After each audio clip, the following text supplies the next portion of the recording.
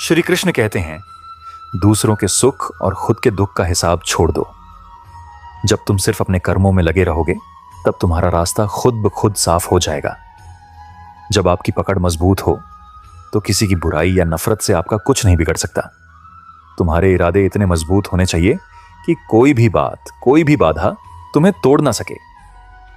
याद रखना, तुम्हारे शब्दों का अर्थ लोग अपनी मानसिकता और सोच के अनुसार निकालेंगे।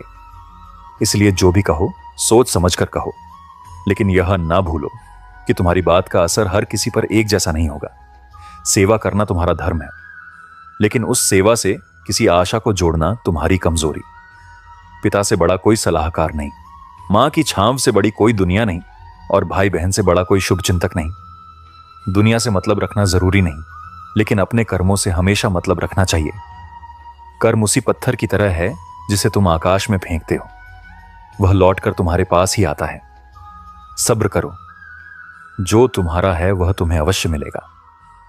दौलत विरासत में मिल सकती है, लेकिन चरित्र और आत्मसम्मान तुम्हें अपने कर्मों से ही कमाना होगा। चाहत में झुकना तब तक सही है जब तक यह मर्यादा के भीतर हो। इतना मत झुको कि कोई इसे तुम्हारी मजबूरी समझने लगे।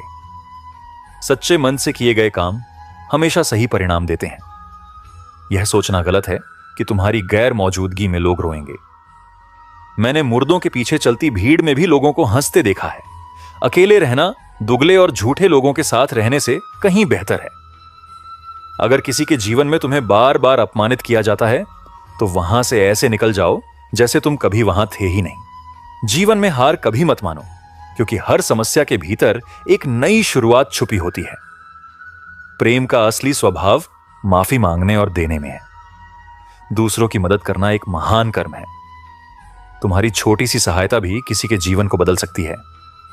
हार केवल एक क्षण की होती है, लेकिन हौसला हमेशा तुम्हारे साथ रहता है। दोस्तों, कमेंट में जरूर बताइएगा कि आज का ये सुंदर प्रसंग आपके दिल को कैसा लगा। अगर आप भगवान श्री कृष्ण के सच्चे भक्त हैं, तो वीडियो को एक प्यारा सा लाइक दें और कमेंट में पूरे भाव से लिखें, जय श्री कृष्ण।